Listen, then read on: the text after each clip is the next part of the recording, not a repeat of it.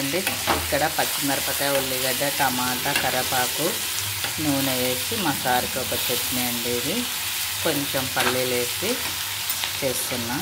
మాకైతే గోంగూర పచ్చడికి అయితే పచ్చిమిరపకాయలు, చిన్న ఒక టమాటా వేస్తానండి. ఇప్పుడైతే మిరపకాయలు వేగుతున్నాయి కదా, అయితే గోంగూర పెట్టుకుంటానండి. నేనైతే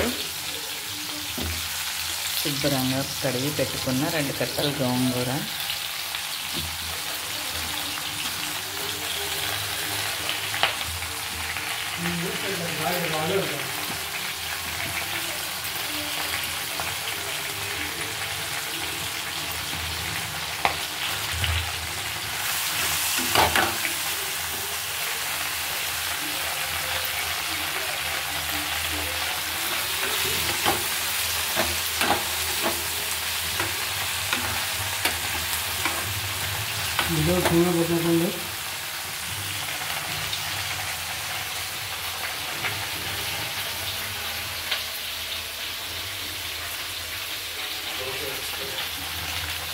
మూత వస్తే మగ్గిపోతుందండి. ఇంకా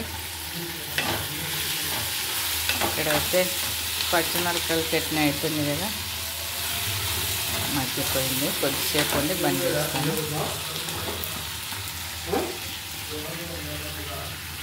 పల్లీలు